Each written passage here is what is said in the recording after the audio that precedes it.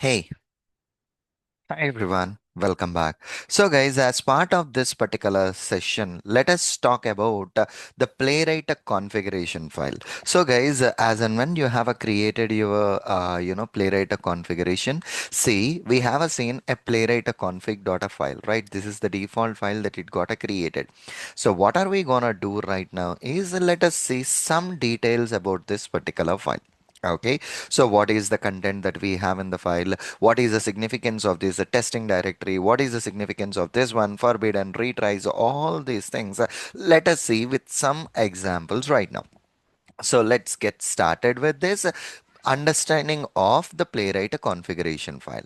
So the first and a foremost thing that you need to consider here is whenever you execute any of your playwright program, whether it is from your terminal, whether it is from your extension, whichever it might be, it goes to which one the playwright will goes to this configuration file, and it will check how many times it needs to execute, how many browsers it needs to execute, what is the maximum timeout it should wait if at all any object is not there, if at all any element the accept that we have added, if it is not there, how much time it needs to wait for. All this configuration will be there as part of this particular playwright configuration itself. So the ultimate point here is when we start executing this particular file, we need to define every information in this file so that your playwright execution will review this file, and then based on this content itself, it will be executing your tests perfectly. All right, if you look at if you compare the previous test that we have created, by default at the playwright test you are importing the test and certain conditions you are gonna add and expect, right? Whereas here, in order to work on this particular configuration, we are defining a define config and as well as the devices. These are the two key things that we need to import. Okay, and then we need to export the define config, then only we will be using all the further options that we are going to study, so which is about at this particular point. Okay, we need to export this define config with which we are going to pass all the configuration itself. So here inside this define config itself, we are going to pass each and every of our configuration. Perfectly all right. So in this particular define config, the first one that it is starting is a test dir, and this test dir is pointing to our tests folder. Okay, this test dir is pointing to our tests folder. So if you look at this particular folder structure, this is what the test is. So what exactly it means? Whenever we are executing our program, we are asking our playwright to pick this particular folder which has all your tests and execute the test from this particular folder itself.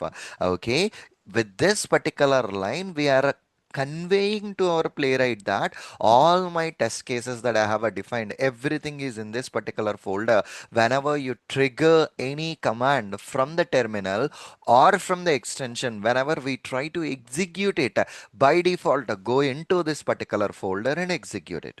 Okay, perfectly all right. Let me show you a simple example on that. So I'm just opening this extension.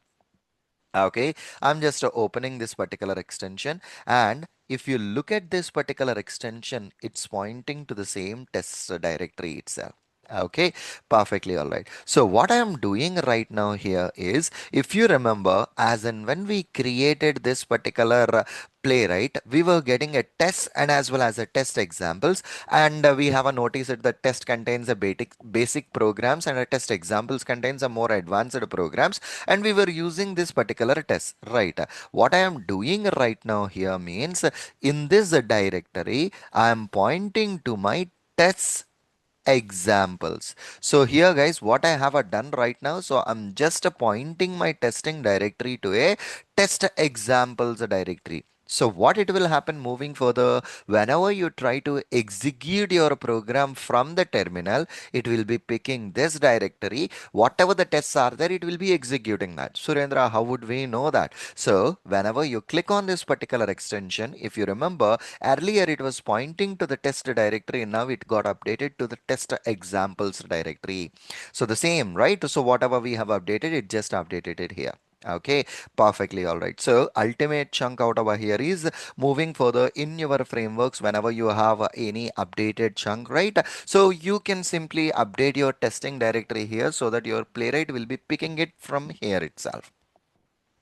Okay, perfectly all right. Good. So this is all about the testing directory. Let's scroll down a bit and let us see the next option, which is okay, which is full parallel is equal to 2. True. Okay, it's a Boolean value basically. The fully parallel, okay, the fully parallel, it's gonna be either true or a false. This value is gonna be either a true or a false. So what exactly it's gonna does? So whenever you are running your programs, okay, whenever you are running your test directory, consider that you have a three spec files. So in this example, if you see, we have a bunch of spec files. Consider that in your testing directory, you have only these three spec files are there. Every spec file does has five individual tests inside that. So my first spec file does has a 5 tests, my second spec file does has a 5 tests, and the third spec file does has a 5 tests. So whenever we have a defined a fully parallel equal to true, what it's gonna happen is all the spec files will be executed in parallel, and that too all the tests in the spec files would also be executed in a parallel. Not only the spec files, and also the tests inside the spec files would also be executed in parallel with this particular one. Okay, in parallel with this particular one. That's what the ultimate objective of this particular fully parallel equal to true. If we mark this parameter as a false, right, what it will happen is how many spec files are there? All those spec files will be executed in parallel, but within a spec file, if there are a multiple tests are there, all those tests will be executed in a sequential mode itself.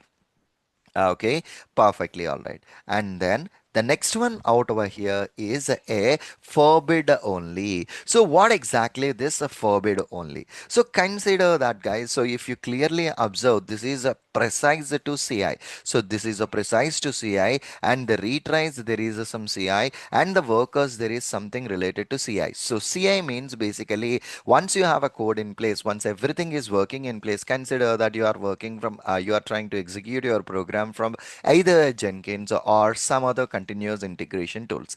In such a cases, forbid only. What is the significance of this forbid only? So the point out over here is in general, if you remember, we have discussed about a test dot only and as well as a test dot skip, right? If we place a test dot only, when we run it, what it's going to happen, it will be executing only that particular test. It's not going to execute any other test from there, right? So whenever you have a forbid only, and that too it's a configuring from a CI CD, what it's going to happen is, if by mistake, if you have a committed your code which is having a test only, then it will throw an exception. Buddy, I'm not gonna execute it as your test has a only. Okay, as your test has a only. So how this is gonna work is, if you change, if you consider this one, as of now you are not gonna execute it from the CI CD. Okay, as of now you are not gonna execute it from the CI CD. So which is this outcome is true, and for this you are doing a negotiation, which means that outcome is a false. As and when this is a false, forbid only as a false, if you run your program in your locally, it will not throw any exceptions whenever you are having a only. Okay, let me clearly explain you this particular example. So consider that inside my playwright, I'm just picking up, a browser launch for which I just added only. Okay, for which I just added only. And now what I'm gonna do right now here is, for this, I'm passing this value as a false. Okay, I'm passing this value as a false.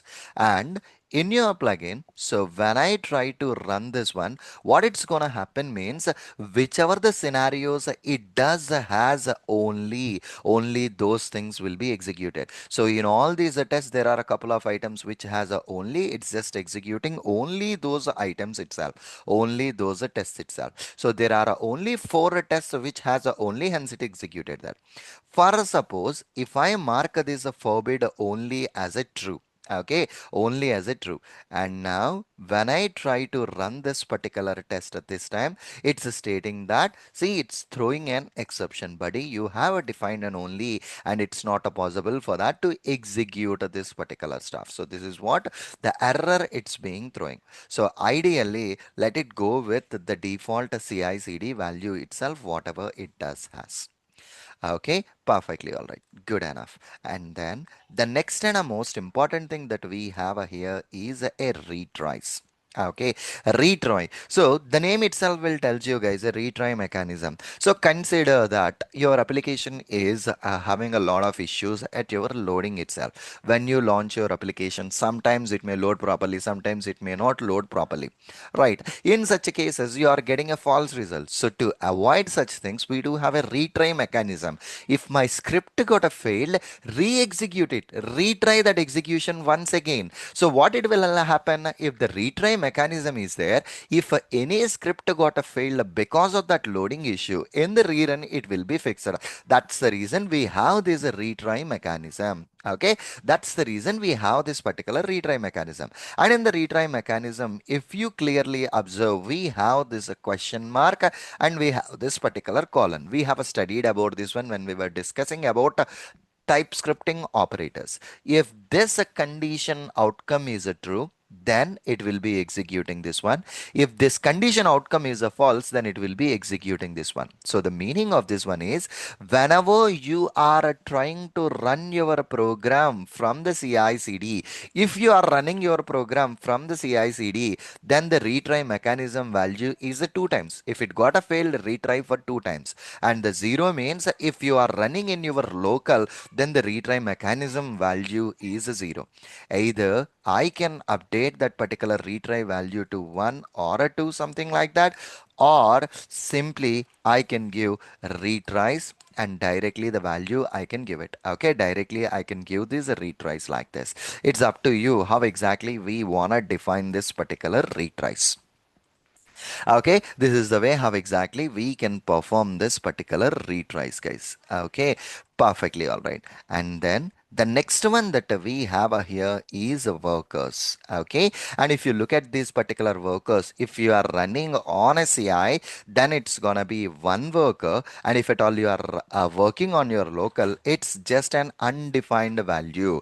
It's just an undefined value. That's fine. So immediately a quick question that comes in our mind, Surendra, what exactly this worker is? So worker is a new instance of the browser, okay, which is running in an incognito mode. So playwright try to use the existing worker in order to save the resources on that particular machine. Okay, so ideally whenever you start working on it, executing it, a worker will be launched, and on that particular worker itself, the program execution will be continuing that, which itself is a browser is running in an incognito mode.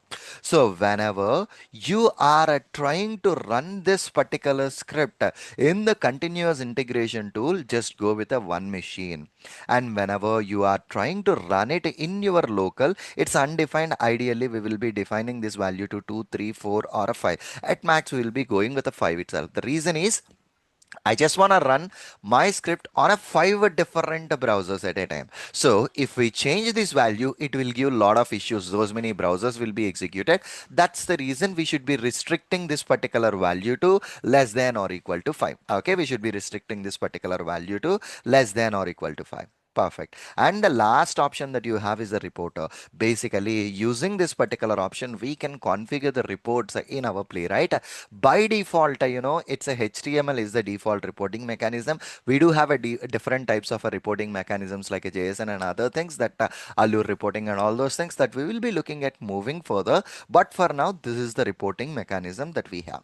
Okay, perfectly all right. So far we discussed about these things. We'll continue about this use in the next session, guys. Okay, thank you very much. See you again. Bye bye.